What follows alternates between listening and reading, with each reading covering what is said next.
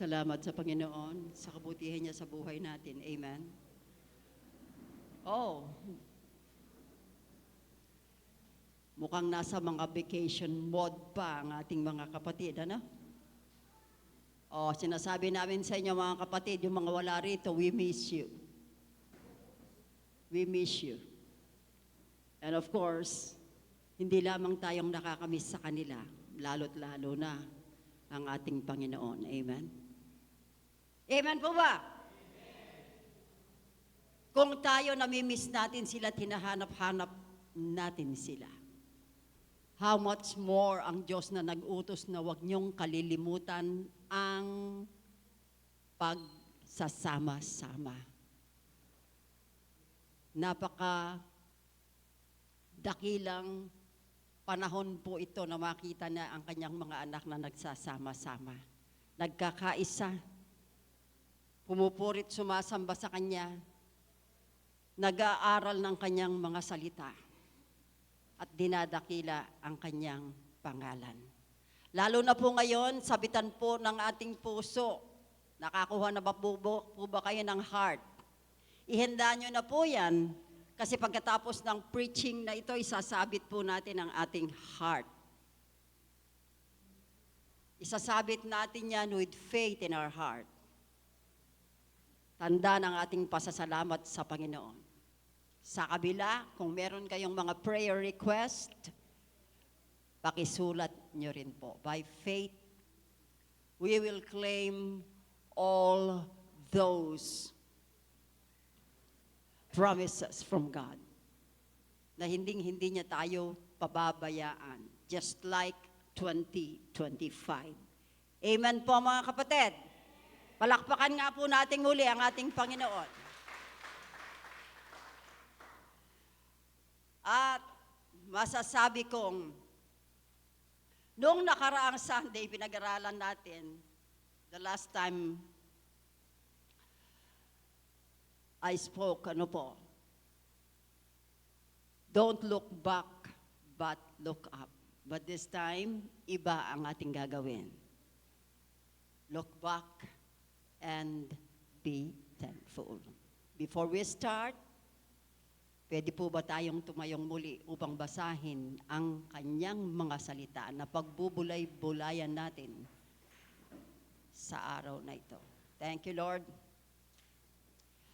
Ang salitang ating pagbubulay-bulayan ngayon ay matatagpuan sa Kolosas 1:12-14.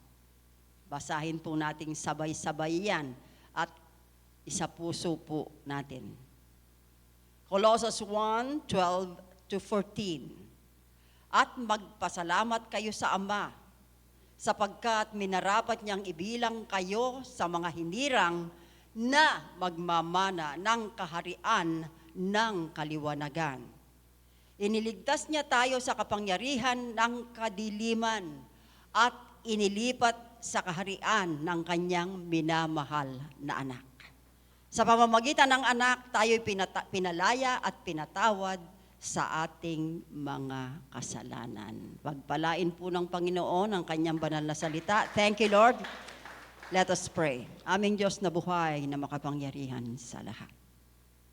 Muli po kaming sumuko-suko sa iyo sa mga sandaling ito. Kinikilala naming kulang kami sa kaalaman kung hindi mo kami tuturuan.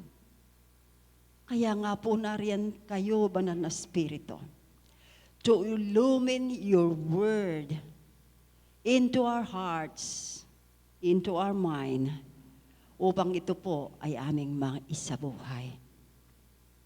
Sa pagsisimula ng bagong taon, muli mo kaming turuang umasa lamang sa iyo.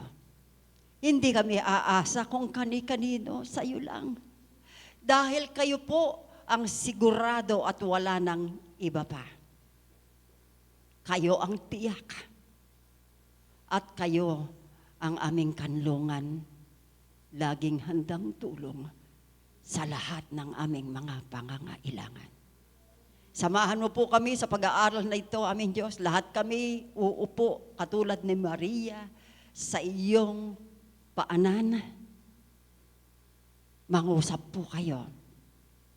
Use only your servant as your footstool, but speak mightily to your children. We are all yours. And thank you so much for this wonderful privilege. In Jesus' mighty name we pray. Amen, amen, and amen. Praise the Lord. Sige po, baka kaupo na po tayong lahat. Ang buhay Kristiyano ay ang pagbubukas ng kalooban ng Diyos sa pagbubuhos ng kalooban ng Diyos sa bawat isa sa atin. Ulitin ko, ang buhay Kristiyano ay ang pagbubuhos ng kalooban ng Diyos sa bawat isa sa atin. Habang tayo nagtitiwala at umaasa sa Diyos, mula umaga hanggang gabi, ang gawa ng Diyos ang ibinubuhos sa atin ng banal na Espiritu. Naniniwala po kayo? Can I hear amen? Na naninirahan sa atin. Take note, tingnan mo yung katabi mo.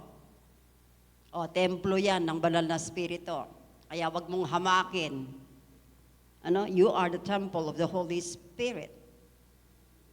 Tayo'y mga naging anak niya through this truth. Through our Lord Jesus Christ. Kahit tayo'y nagkakamali, take note, kahit tayo'y nagkakamali, nagtitiwala tayong patatawarin niya tayo, sa sandaling humingi tayo ng tawad at magsisi at talikuran ang ating mga kasalanan. Lumalakad tayo sa pananampalataya. Ang buhay Kristiyano ay isang buhay ng paglago kay Kristo. Amen? Hindi lamang pagtanda sa mundo. Huwag mong bilangin ang taon mo sa mundo. Bilangin mo at tingnan mo kung ikaw ay umuunlad sa pananampalataya sa Panginoon. Ang buhay Kristiyano ay tungkol sa pagkahinog o kahustuhan ng isip, hindi ang kahabaan ng buhay. Last 2 Sunday na pag-aralan natin ang tungkol sa don't look back but look up. Today, pag-aaralan natin ang looking back and be thankful. First Sunday of 2026 today at nakaugalian nating magsabit ng puso, tanda ng ating mga pasasalamat sa nagdaang 2025 sa ating Panginoon at tagapagligtas na si Jesus. Marami man tayong pinagdaan ng mahirap na sitwasyon. Amen? Hindi tayo kailanman pinabayaan ng ating Panginoong Diyos. Amen po ba kayo? At mas marami tayong maipagpapasalamat. Salamat sa Diyos sa ating mga naranasan. Dahil kung wala ito, wala tayong patotoo. Be thankful. Meron kayong karanasan. Anong sasabihin nyo? Anong ikukuwento nyo? Alang namang mag-imbento kayo. Di po ba? Kung meron kayong karanasan, meron kayong ipapatotoo. Testimony, mga kapatid. Let us look back and be thankful. Tanawin natin muli ang ating nakaraan upang makapagpasalamat tayo sa Diyos. Amen? Upang makapagpasalamat tayo sa Diyos Ama sa pamamagitan ng Kanyang anak, ang Panginoong Jesus. Let us look back and be thankful. Una, pakatandaan niyo pong mabuti ito, let us look back and be thankful because God qualified us. Sabihin niyo sa katabi mo, God qualified you. Kasi kung hindi, wala ka rito, kapatid.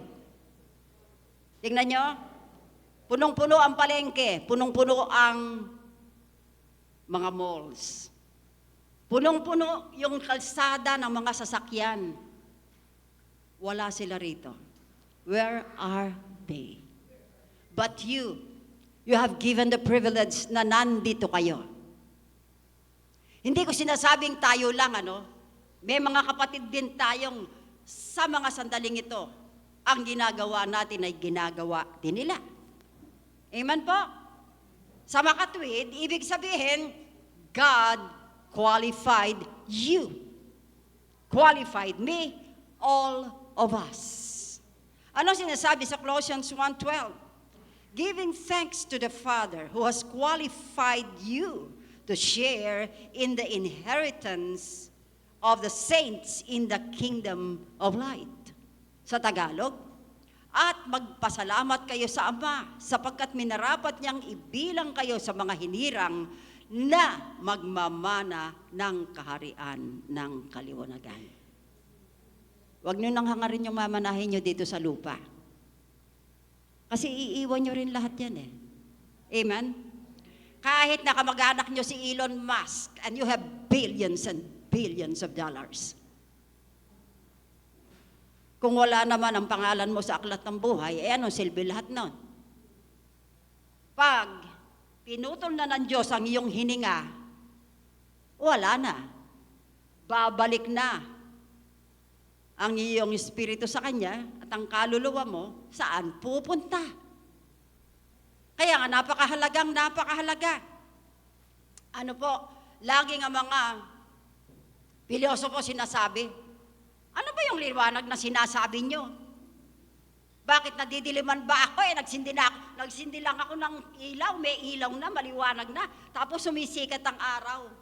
Literal nilang tinatanggap yung naliwanagan, pero iba po ang ibig sabihin nun. In spiritual realm. Ano po? Pag sinabing naliwanagan, ibig sabihin, nasa dark side ang buhay mo without Jesus in your life. Amen kayo? Yung iba na may miloso po ang akala nila may ibang daan patungo sa langit. Aba, umaano yung aking santo, yung aking saints, yung aking patron. Di ba niya ako kayang iligtas? Talagang hindi. Sasabihin ko sa iyo, frankly. Maging nga yung patron mo, hindi ka sigurado kung nakarating doon sa kaharian ng langit, tapos ipagkakatiwala mo yung kaluluwa mo sa Kanya. Kaya nga tinatawag tayong fool sa Bible. Doon sa mga hindi kumikilala sa Panginoon. Ano po? Tinatawag tayong mga mangmang. Sapagkat maliwanag ang sinasabi ng salita ng Diyos. Without Jesus, there is no salvation. No one can enter the kingdom of God without Jesus Christ. Period. Ano po? Ay, pasalamatan natin ng Diyos. Bakit sinasabi dito? Tayong mga na-qualified. Kasi tinanggap natin ang katotohanan, kaya tayo na-qualified. Nung marinig natin ang paghahayag ng Ebanghelyo ng Panginoong Hesukristo, sinabi ng kasulatan, you are sinners. Ikaw ay makasalanan.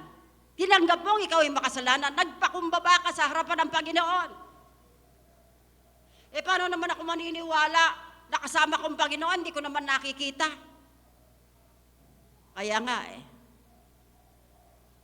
you had been saved by grace through faith. And it is a gift from God. So lahat ng ating gagawin when it comes to our spirituality, lahat po iyan nasasala sa pamamagitan ng pananampalataya. Kaya nga pa tayo nakakwalified. Dahil nananampalataya tayo, bagamat hindi natin siya nakikita, nananampalataya tayong kasama natin siya. Naniniwala ba kayo? Nakaupo kayo dyan, nakaupo din ang presensya ng Diyos sa inyo. Naniniwala ba kayo doon? Palakpakan nyo nga, Panginoon, kung naniniwala kayo.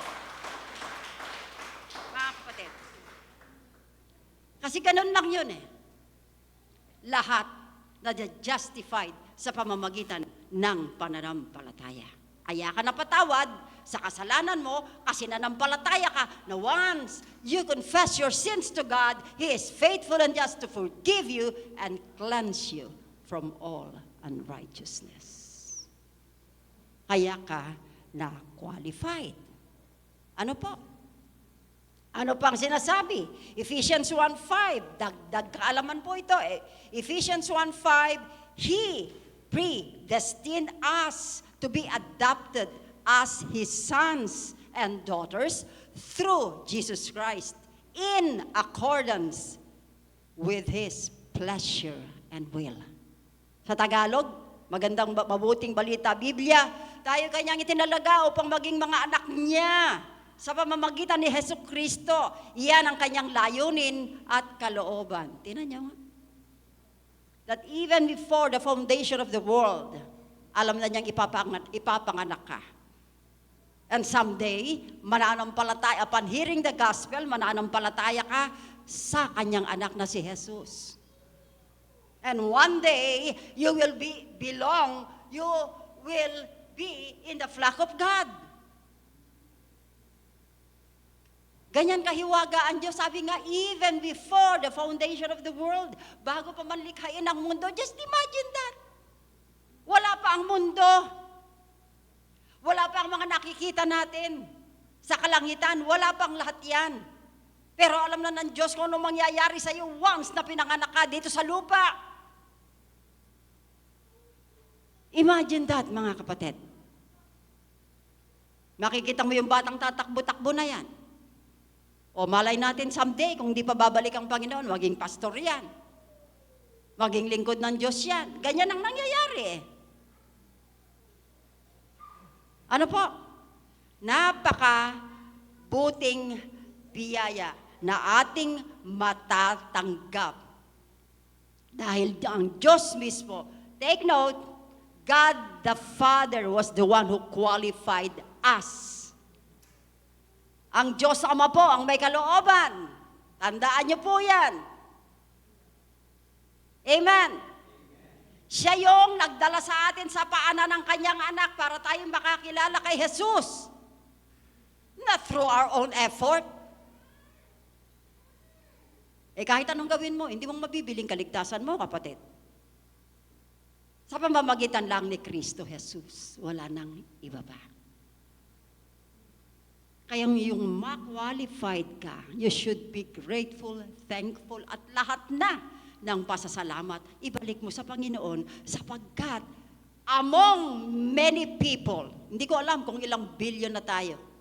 Nasa 7 billion na ba tayo? Hindi ko alam. Napili ka to be qualified in His kingdom? Hindi ba isang karangalan at pribilehiyo yan, kapatid? Kahit ano pa ang pinagdaanan mo, kahit ano pa ang nakaraan mo, kahit sino ka pa, mangmang ka man, hindi ka nag-aaral, mahirap ka, di pambili ng tuyo, wala ka. But God chose you. He introduced His Son to you. He qualified you to be in His flock. Purihin natin ang ating Diyos. Thank you, Lord.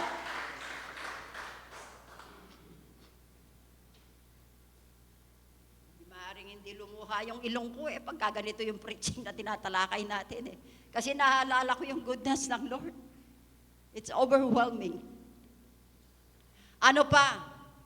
Look back and be thankful because God rescued us from the dominion of darkness.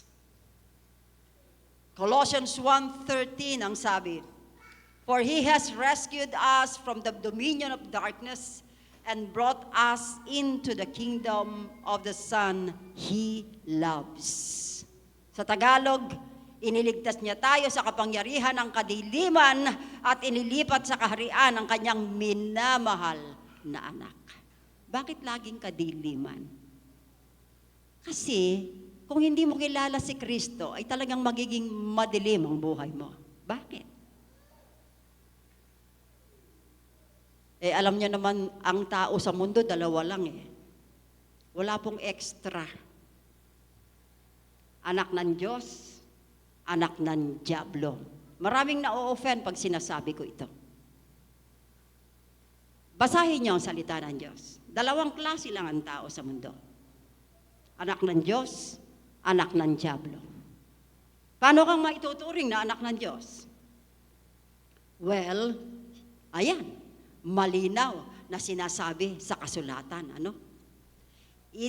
Itinalaga ka upang maging anak niya. Anak niya. Sino? God the Father. Sa pamamagitan ni Jesucristo. Iyan ang kanyang layunin at kalooban. Layunin niya, kalooban niya, mapabilang ka sa kanyang mga anak. Kaya nga ngayon, hindi ka na anak ng tatay mo at nanay mo, anak ka na ng Diyos, kabilang ang tatay mo at nanay mo. Amen, kapatid? Amen. Ang iyong identity ay mamamayan na ng langit. Sabi nga, we are but passing by. Kabilang tayo sa pilgrims on earth, na tayo'y naglalakbay lamang sa lupa pansamantala. Amen kayo doon? Hindi kayo taga rito. Kayo ay tagalangit. Sabihin mo sa katabi mo, tagalangit ka.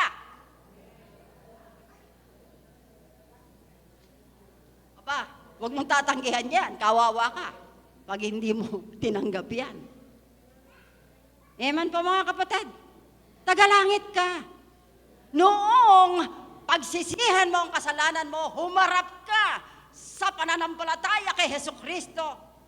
Ipinagkatiwala mo ang buhay mo sa Kanya. Tinanggap mo siya as your Lord and your Savior.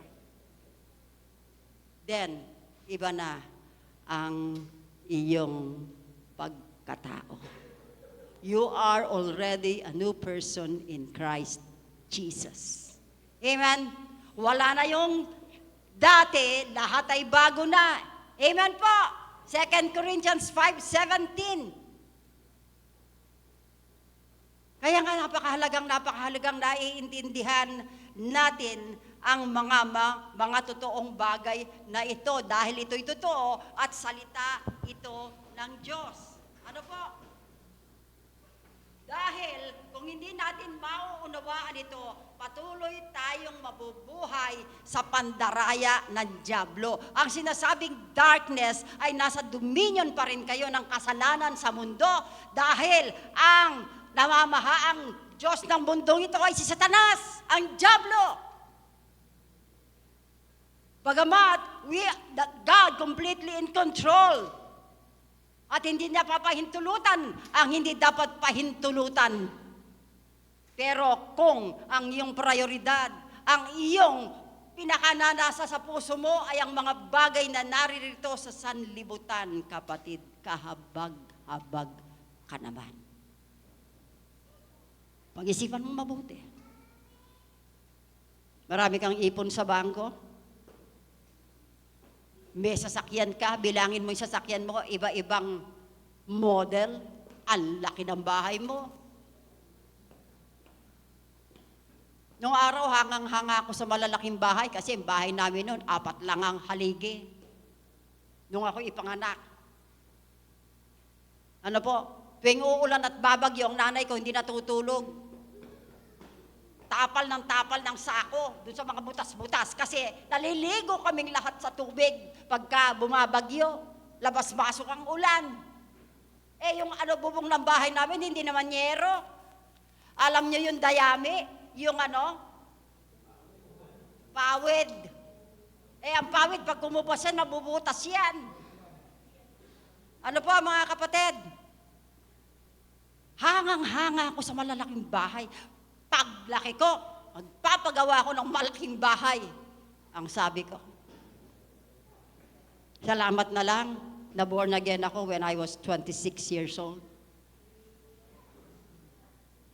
Kasi kung hindi ako na born again, yun pa rin ang nagiging landas ng buhay ko. Gusto kong yumaman. Gusto kong makapagpagawa nito. Gusto kong makabili niyan, makabili nun. Noong ako'y miliwanagan at ma-born again, nagbago po ang aking pananaw sa buhay. At ngayon, naaawa ako sa may malalaking bahay. Bakit? Aba, yung kagaya namin, o ako, kaya nga pinauuna ko lahat ang maakyat, matatraffic pag ako nauna. Kasi nakaambalang ako doon sa daan, hirap na hirap akong umakyat, hindi ako pwedeng magmadali eh. Tapos ang laki ng bahay ko, 3 palapag, hindi ko maihakbang yung tuhod ko, ni magwalis, hindi ako makapagwalis. Eh, ano silbi ng malaking bahay? Tapos napakaraming malalaking bahay, walang tao. Mapapansin nyo, yung mga bahay ng mga dati nating mga leader dito sa Dinalupihan. Tingnan nyo yung mga bahay, ang lalaki. Pero tingnan nyo, kupas na. Matataas pa sa akin ang mga damo. Bakit? Walang nagme-maintain. Oh, what's the use having big house? Having all of these luxuries on earth. Kung minsan yung iba, nabubulunan lang, nayayari na. Natatapos na ang buhay. Eh pagka natapos ang buhay mo, wala na yung kaluluwa mo, ano pang pandandam mo? Katay-katayin ka man, gawin kang tinadad, wala kang alam. Realidad po ng buhay ang pinag-uusapan natin, mga kapatid. Kaya anong palahalagan mo? Buhay sa mundo? O buhay doon na hindi natatapos? Kaya nga sinasabi, citizen na kayo ng heaven.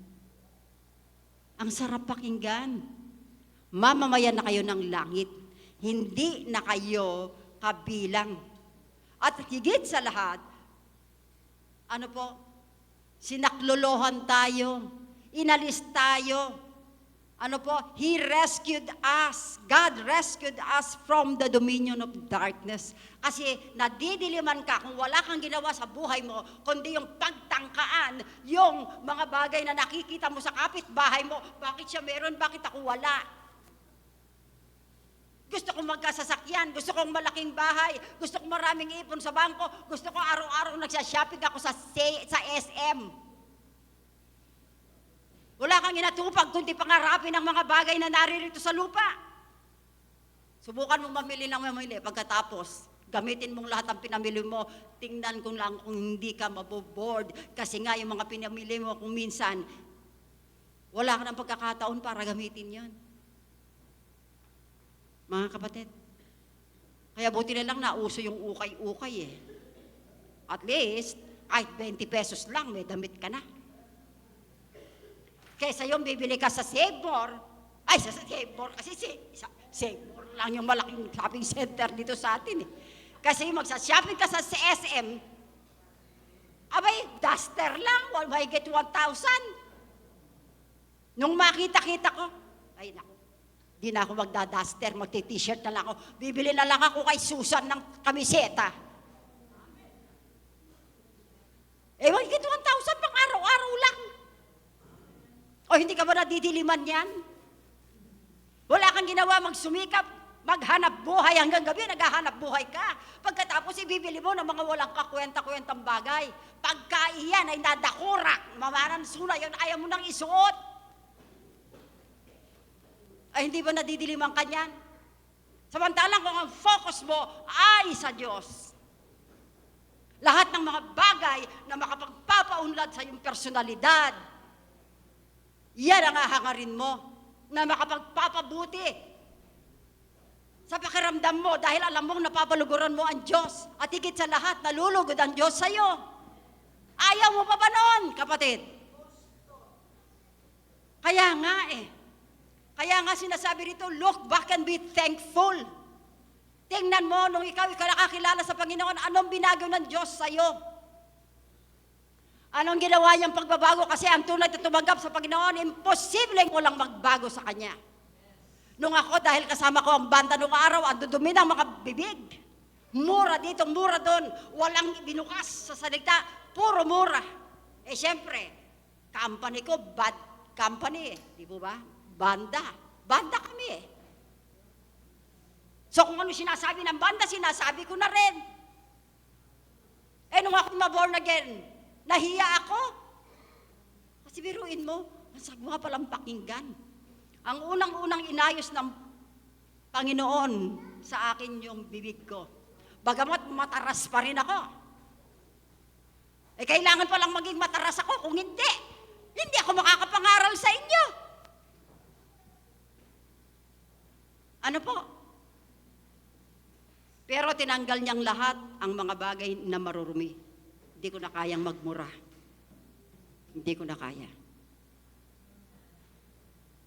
Hindi ko na rin kayang manira ng kapwa ko at magsinungaling. Napakalaki ng ginagawa niya. And until now, He is still changing me from glory to glory. Kaya't magpasalamat kayo sa Diyos dahil nung makakilala kayo sa Panginoon, sa ayaw nyo at sa gusto nyo, mapapansin nyo ang pagbabago sa mga buhay ninyo, sa mga pag-ugali nyo. Mga kapatid, napakalaking transformation ang mangyayari.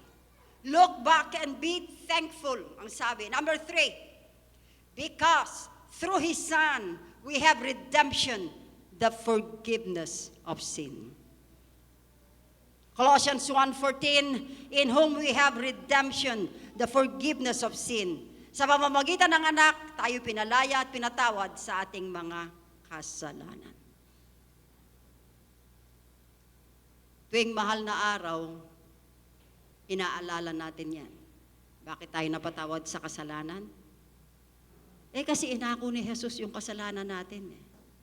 We're supposed to pay the penalty of our sin. Kaya lang, kahit na isuko pa natin buong kaluluwa natin, hindi natin kayang bayaran ng kasalanan natin. We are not qualified to do that. Makasalanan tayo. Sabi kinonsib pa nga lang tayo sa tiyan ng nanay natin, may kasalanan na tayo. We have that sinful nature, sabi sa kasulatan. Kaya't pasalamatan natin ang Diyos kung dumating ka sa pagkakataon na marinig mo ang Ebanghelyo, the good news about Jesus Christ. Kasi biglang sabihin ito, God is giving you the privilege na marinig mo ang kanyang salita. Binibigyan ka ng pagkakataon na yung buhay mo mabago. Binibigyan ka ng pagkakataon ng Panginoon na yung papel mo dito sa lupa, umasenso, apunta hanggang dun sa langit, dun sa kaharian niya. Amen po mga kapatid? Napaka-glorious po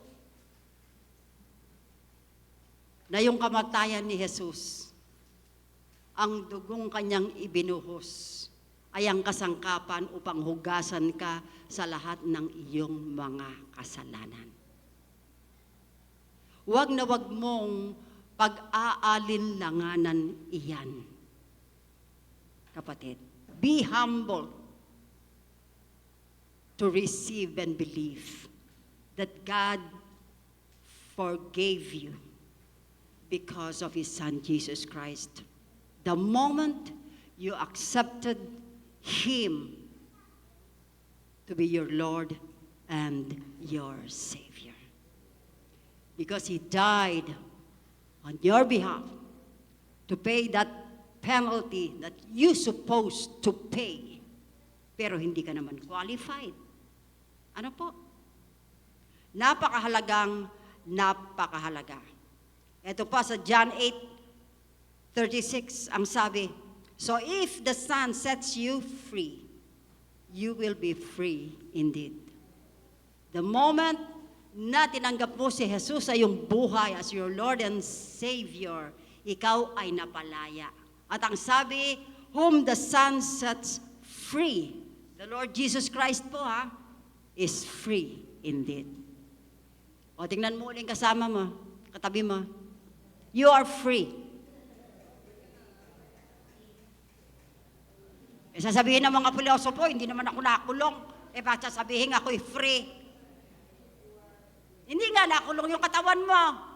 Nakakulong naman ang kaluluwa mo. Sino magpapalaya sa'yo? Kaya mo bang palayain ang sarili mo, kapatid? No! Kaya nga kailangan dalhin natin ang Ebanghelyo sa lahat ng tao Kasi kung walang maririnig na Ebanghelyo, yung pagbabahagi ng salita ng Diyos, kahabag-habag yung mga taong hindi makakakilala sa Panginoon. I'm telling you. Lalo na ngayon, ibinabalik na yung mga remnants, yung mga Israel na nagkalat sa buong daigdig, no? Ibinabalik na. Anong ibig sabihin nito? Eto na po tayo, nandito na tayo sa last days, mga kapatid. Yung mga lost tribe ng Israel, ibinabalik na lahat sa Israel. Anong hudyat nito? Ito ang hudyat ng huling araw. Nandito na po tayong lahat. At kung hindi natin gagawin ang tungkuling iniatang sa ating balikat na ipahayag ang katotohanan sa lahat ng tao, mapapahamak sila. At tandaan po nating lahat, we are accountable. Mananagot po tayo. Kahabag-habag naman ang mga taong hindi nakakakilala sa Panginoon. Sasabihin nyo mahirap. Mahirap talaga. Hindi ganun kadali yun. Karanasan ko po yan. Biruin mo kaming magkakapatid. Siyam kami, akong panganay. Kasama pa yung nanay ko at tatay ko. Ano po? Lolo't lola ko. Kaawa-awa naman sila kung hindi sila makakakilala sa Panginoon. Sana naiisip po nating lahat yan, mga kapatid. O may alitan kayo ng kapatid nyo, ay binalato ko na kayo taning yan. Makakasama ko pa siya hanggang langit. Baguhin po natin ang ating pag-iisip, mga kapatid. Mahal tayo ng Panginoon. Ang dapat nating isukli, mahalin din natin ang ating kapwa gaya ng pagmamahal natin sa ating sarili. Doon pa lang tayo makakapanukli. Kasi hindi natin kayang bayaran ang pag-ibig ng Diyos. Mga kapatid, kahit anong gawin natin. Paano tayo makakapag-reciprocate? Di gawin natin kung anong sinasabi. Go and preach the gospel to all nations and make them my disciple. Turuan niyo sila. Ipahayag niyo sa kanila ang katotohanan. Dahil kung hindi nila malalaman ang katotohanan, habang panahon ba naman nandun sila sa kadiliman? Habang panahon nagdurusa ang kanilang mga kaluluwa, ang kanilang mga puso, naduduhagi sila sa mga karapan dapat sana ini-enjoy nila.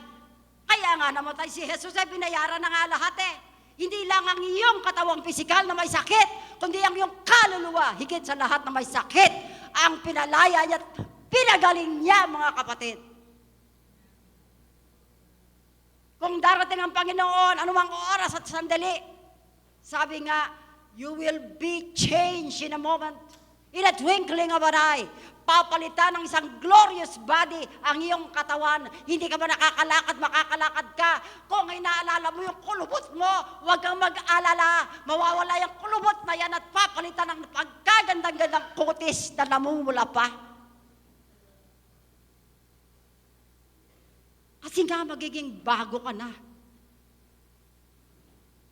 Sasabihin nyo, exaggerated naman si Pastora, pati yung pinag-aralan ko po yan, kaya alam kong sabihin. Ano po? At talaga naman, in a twinkling of an eye. Alam niyo po bang ibibigay sa ating katawan? Katulad ng katawan ni Kristo nung bumangon siya mula sa mga patay. Glorious body. Walang kapintasan. Mga kapatid. Abay, pangarapin natin lahat yan. Kung mag-aambisyon din lang tayo, ambisyonin natin yung kaharian ng langit sapagkat ito ang tunay, hindi ito fake. Ano po? Hindi po ito scam. Ito po ay totoo. Kahit anong mangyari, paglaman mo, kung ayaw maniwala sa inong kamag-anak mo, pabayaan mo sila. Ibigay mo sila sa Panginoon. Pero ikaw magpatuloy ka. Ipaglaban mo ang pananampalataya mo sa Panginoon. Sapagkat alam naman ng Diyos na alam niya ang ginagawa mo ay tama, kaya siya na ang bahala dun sa ayaw tumanggap sa Kanya. Nung araw, ganyan ako Sabi ng mga kapatid ko, tulad mo si ate, pag dumating, gigisingin kami, alas 7 ng umaga, sasabihin, magba-Bible study kami, magpe-pray kami, antok na antok pa kami. Sabi ng 3 kong kapatid na natira sa akin, kasi yung iba nagsipag-asawa na Si Bongbong yon. si Amek at si Jeje, yung nagpirit sa inyo, yung bunso. Wala nang ginawa si ate, masyadong kala mo, puro pintas ang inabot ko, na-overheard ko yun. Ang sabi ko, Lord, naririnig mo sila. Siguro nga mali ako. Pinababahala ko sila sa inyo. Alam nyo, nung pinabahala ko sila sa Panginoon, gumaan ang pakiramdam ko. Bakit? Kasi ako wala akong magagawa, pero ang Diyos may magagawa. Just continue believing. Maniwala ka. Hindi mo kaya, pero kaya ng Diyos para sa iyo. Amen? Tingnan nyo ang inyong mga kapatid. Kung paano inayos ng Diyos ang buhay mo, pangarapin mo rin para sa mga mahal mo sa buhay.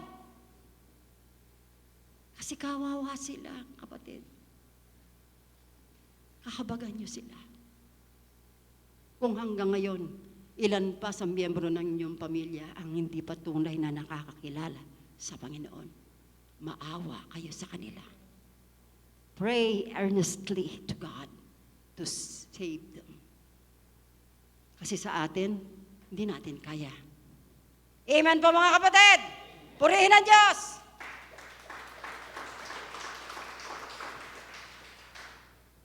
Kaya naman po, 3 lang po ang tinalakay natin. Ito po ang kalaguman ng lahat ng ating pinag-uusapan ngayon. Colossians 2, verse 3, 6, and 7.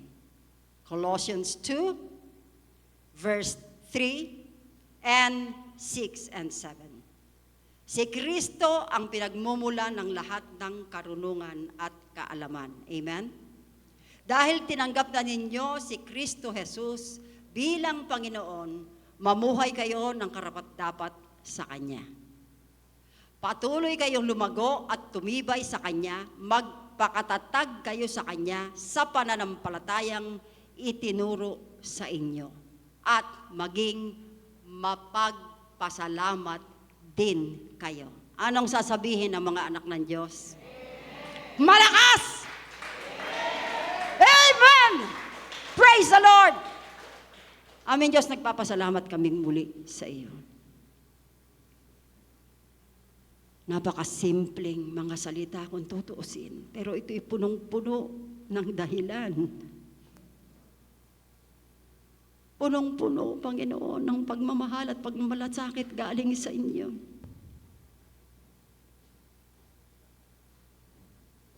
Paano namin kalilimutan ang lahat ng ginagawa mo sa buhay namin until now?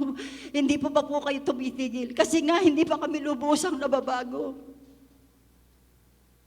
Marami pa rin kaming dapat pagdaanan upang patuloy na mabago ang aming pagkatao. Dahil gusto mo, Panginoon, sa pagharap namin sa inyo, ay wala na kaming kapintasan pa. Sa aming bahagi, wala po kaming magagawa. Pero ang sabi mo, nothing is impossible for those who believe. And we believe, Lord, that you can change us from glory to glory because of our Lord Jesus Christ. Today, we look back. Your grace, your mercy, your love, your provision to all of us. Narito kami ngayon upang ipahayag namin ang aming mga taus-pusong pasasalamat sa inyo. By faith, tulungan mo kaming maisulat lahat ang mga dapat naming ipagpasalamat. Tulungan mo kami, Lord, na lalo pa kaming lumago, lumalim, at lalong maging matatatag na mga anak ng Diyos dahil kay Kristo Jesus. Salamat. sa lahat ng ginawa mo para sa amin at patuloy pa rin ginagawa at gagawin pa sa hinaharap. Tulungan mo kami, Lord, na hanggang doon sa langit ay dala-dala namin ang mga ginagawa namin ito na papupurit pagsamba sa inyo. Na hanggang doon sa langit ay magkita-kita kaming mga magkakapatid kasama ng mga kanya-kanya naming pamilya at mga sa buhay. Napupurit sasamba sa inyo at magpapasalamat sa inyo. Dahil minarapat mo kaming makabilang sa inyong pamilya, sa iyong mga mamamayan, at sa iyong kawan. Salamat ng maraming marami. Bigyan mo kami, Panginoon, ng kakayahang isagawa ito sa habang panahon ng aming buhay hanggang sa iyong muling pagbabalik upang sunduin kami at ipagsama sa iyong kaharian, Panginoong Yesus. Help us, teach us and lead us, Holy Spirit, for the glory of God our Father in heaven and our Lord Jesus Christ. Right now, we receive the answers to our prayers. And as an act of gratitude, I will put my heart on a tree, symbolizing my gratefulness and thanksgiving to you. Bless us all, Father. In Jesus' mighty name we pray. Amen. Palakpakan po natin ang Panginoon. Sige po. Inaanyayahan ko po ang lahat at habang tumutugtog ang mga lingkod ng Diyos, isabit niyo po ang inyong puso, tanda ng inyong pasasalamat sa Panginoon. Please come.